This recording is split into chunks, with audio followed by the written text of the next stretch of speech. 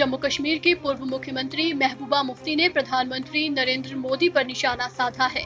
महबूबा ने कहा कि आज बिहार में वोट बैंक के लिए पीएम मोदी को अनुच्छेद 370 का सहारा लेना पड़ रहा है। जब वो चीजों पर विफल होते हैं तो वो कश्मीर और 370 जैसे मुद्दों को उठाते हैं, वास्तविक मुद्दे पर बात नहीं करना चाहते। महबूबा मुफ्ती ने कहा कि जब तक केंद्र सरकार हमारे हक को वापस नहीं करती, तब तक मुझे कोई भी चुनाव लड़ने में दिलचस्पी नहीं। कोरोना वायरस संकट के बीच बिहार में चुनावी सभाओं का सिलसिला जारी है। शुक्रवार को बिहार में दिग्गजों की चुनावी सभाएं हुई। प्रधानमंत्री नरेंद्र मोदी ने भी ताबड़तोड़ 3 जनसभा को संबोधित किया। सासाराम, गया और भागलपुर में पीएम मोदी ने जनसभा कर विपक्ष पर निशाना साधा। इस दौरान पीएम मोदी ने जम्मू कश्मीर से आर्टिकल 370 का भी जिक्र किया। पीएम मोदी ने कहा कि ये फैसला हमने लिया, लेकिन आज ये लोग इस फैसले को पलटने की बात कर रहे हैं। कांग्रेस के पूर्व अध्यक्ष राहुल गांधी और राष्ट्रीय जनता दल तेजस्वी यादव ने शुक्रवार को बिहार के नवादा में चुनावी रैली को संबोधित किया। राहुल गांधी ने चीन की तरफ से किए गए अतिक्रमण और प्रवासी मजदूरों का मसला उठाया तो तेजस्वी यादव ने लोगों को रोजगार देने का वादा किया। राहुल गांधी की ये पहली चुनावी रैली थी। बीजेपी के पूर्व नेता एकनाथ खड़से शुक्रवार को एनसीपी में शामिल हो गए। मुंबई में हुए इस कार्यक्रम के दौरान एनसीपी प्रमुख शरद पवार भी मौजूद थे। महाराष्ट्र में ओबीसी समुदाय का बड़ा चेहरा माने जाने वाले खड़से ने बुधवार को बीजेपी का हाथ छोड़ने का ऐलान किया था। भूमि पर कब्जा करने के आरोपों को लेकर देवेंद्र फडणवीस के मंत्रिमंडल से हटाए जाने के बाद से नाराज चल रहे एकनाथ खड़से ने बुधवार को बीजेपी छोड़ दी थी। उसी दिन प्रदेश एनसीपी प्रमुख जयंत पाटिल ने खड़से के पार्टी में शामिल होने की घोषणा की थी। केरल सोना तस्करी मामले में केरल हाईकोर्ट ने शुक्रवार को राज्य के मुख्यमंत्री कार्यालय में पूर्व सचिव एम शिवशंकर की अंतरिम जमानत याचिका पर फैसला सुरक्षित रख लिया है। इसके बाद उन्हें 28 अक्टूबर तक गिरफ्तारी से राहत मिल गई है।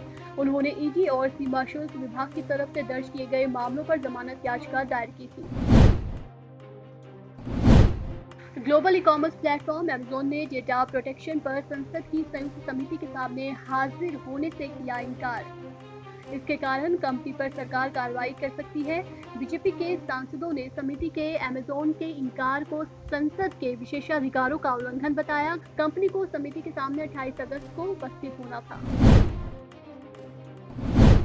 महाराष्ट्र सरकार ने शुक्रवार को राज्य के वर्षा प्रभावित क्षेत्रों के लिए 10,000 करोड़ रुपए के राहत पैकेज की घोषणा की। सरकार ने कहा कि ये राशि दिवाली से पहले वितरित की जाएगी। मुख्यमंत्री उद्धव ठाकरे ने बारिश से प्रभावित क्षेत्रों में समीक्षा के बाद इसकी घोषणा की। ठाकरे ने कहा कि किसानों को 6800 रुपए प्रति हेक्टेयर की मदद के बजाय हम इसे बढ़ाकर 10,000 रुपए प्रति हेक्टेयर कर रहे हैं। देश में कोरोना संक्रमितों का आंकड़ा 77,63,067 पहुंच गया है। इनमें से 69,47,844 लोग ठीक हो चुके हैं। अभी 6,94,783 एक्टिव केस हैं। इस बीच कर्नाटक सरकार ने 17 नवंबर से कॉलेज खोलने का फैसला किया है। स्टूडेंट्स अपनी सुविधा से ऑफलाइन, ऑनलाइन या मिक्स लर्निंग सेशन चुन सकेंगे। एक बैच में कितने स्टूडेंट्स होंगे, ये रजिस्ट्रेशन के आधार पर तय किया जाएगा।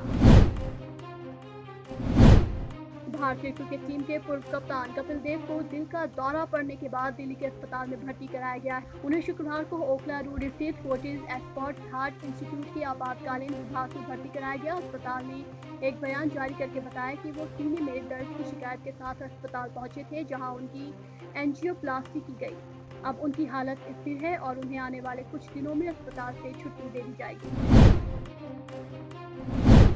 सप्ताह के अंतिम दिन घरेलू शेयर बाजारों में रौनक लौट आई। एक दिन की कमजोरी के बाद बाजार में फिर खरीदारी देखने को मिली।